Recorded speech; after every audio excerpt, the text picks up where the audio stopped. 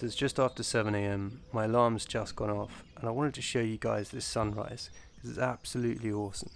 If you only need one reason to wake up early, then look no further than this.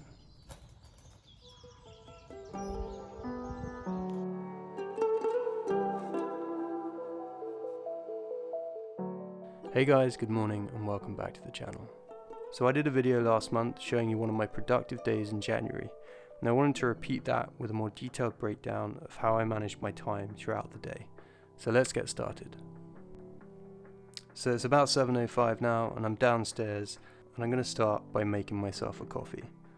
The first thing to say to you guys is that I always wake up early, even at the weekend. I find if I can get ahead of the world by waking up a couple of hours earlier, then I should, and the coffee definitely helps. My coffee routine is actually pretty simple, and some of you have asked about my coffee frother before. I've actually covered this already in another video, so I'll link to that here and also in the description. But basically, I tend to just have freeze-dried ground coffee from South America. It's faster than making coffee from scratch, and to be honest, I just prefer it. I like my coffee a little sweeter, and I found that the Arabica blends from Latin America generally just tend to be a little sweeter than other blends. Once I've got my coffee sorted, I'll try and sit down to do some journaling at about 7:15. I do this first because I find this is when my mind is most fresh and able to write freely. If I'm not in the mood for journaling, then I'll do some YouTube script writing, and basically just anything that requires some creativity and thought I try to get done early. One thing I don't do first thing though, which I've seen other people recommend, is looking at my to-do list or emails. Personally, I think this will just kill your day if you do this first thing, and I like to prioritize creativity in the mornings. For the same reason, I almost always do this with my phone around, because I found if I look at my phone first thing, I just fall into a pit of scrolling and replying to people, and I just get distracted. One tip for this, by the way, is to use your phone's bedtime or focus mode. Both iOS and Android have one of these, and it's just a great way to make sure your phone is on Do Not Disturb. I sometimes even have my phone on airplane mode throughout the day as well, because most of the time people leave you a voicemail or an email, and you can follow up at a time which suits you best. P.S. I did this once and missed a delivery, so it doesn't always work so well. The other thing to mention here is that I always try to write somewhere different to my desk. I know that sounds strange, but for me having a separation between my desk where I work and somewhere else where I can write just really helps my routine and mindset to stay creative. For this reason as well, I usually do most of my writing on the iPad. It's just a different feeling to being on my computer.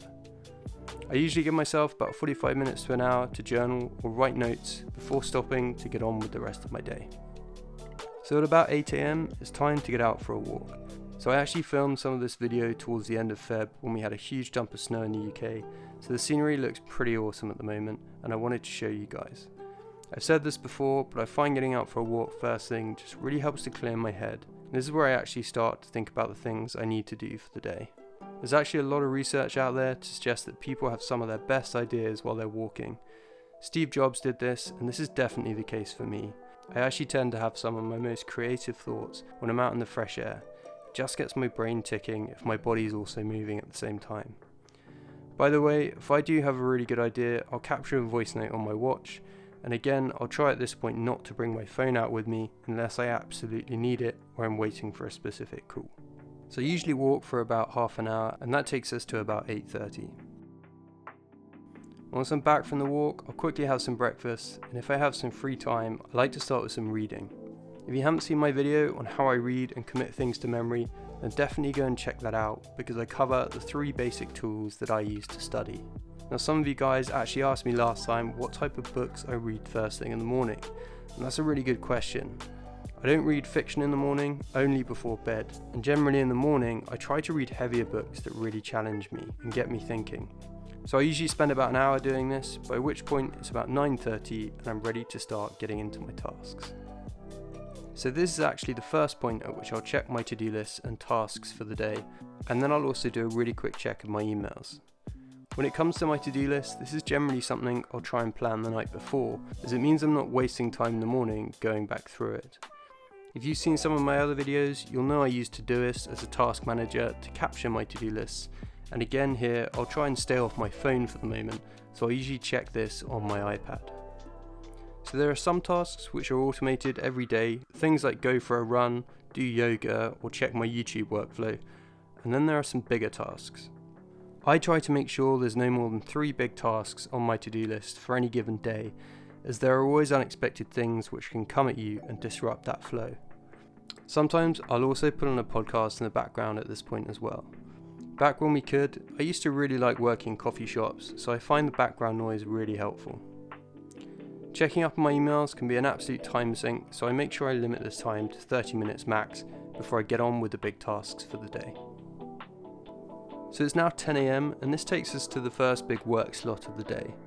Generally, I'm working flat out from about 10 until 12, so 2 hours of pretty solid working. These 2 hours is when I try to break the back of my regular design work and my big tasks for the day. I might also have some calls scheduled to catch up on work and to brainstorm new ideas, but I also tend to try and cover off anything related to my business during this time, which again might mean making calls or designing things. At around 12ish, I'm starting to slow down, and this is when I know it's time to get out for a run. I usually try and do a quick run before lunch, even if it's just 20 minutes of exercise. I find it really helps set me up for the afternoon and means I avoid that horrible afternoon slump. PS, if you haven't seen my review of the Apple Watch 6 yet, then definitely go and check that out here. After I get back from the run, this is where I'll jump in the shower really quickly and do a proper head to toe clean. Next, I'll try and take a really quick lunch break for about 30 minutes, or I'll try and catch up with the news or watch a bit of YouTube whilst I'm eating. I also sometimes reply to some YouTube comments at this point as well, if I have time, and this usually takes me up to about 1 PM. At this point, we're getting into the second big work slot of the day for me. In the early afternoon, this is where I usually get lots of work done. I start by going back through my to-do list on Todoist to make sure I'm covering off all my tasks for the day and haven't been distracted. Then I'll look at my workflows on Trello. If you haven't seen my productivity apps video, then definitely go and have a look at that. I go into a little more detail about some of the apps I'm using and why I'm using them. Basically, the key I've found with working in the afternoon is to try and get yourself into a flow state where you can just churn out content quickly. This means no distractions, turning off your phone, and just finding a quiet space to think. The other thing I found about the afternoon is not to be too rigid with your tasks and to go with your own momentum. If you're anything like me, then it's really easy to get distracted in the afternoon, where your mind will start to wander really easily. As long as what you're doing is in some way adding value, then I think that's fine. In my opinion, it's much better to go with your own momentum if it means you can stay within your flow state. But definitely also make sure you're having some breaks. For me, breaking in the afternoon sometimes means doing some YouTube shooting. It's a creative outlet for me, allows my brain to switch off a little, and it's also when the light happens to be really good.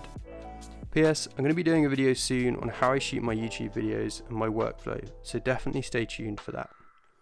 So anyway, the afternoon slog takes me to about 5 PM, where I tend to have a break or so for an hour before eating dinner.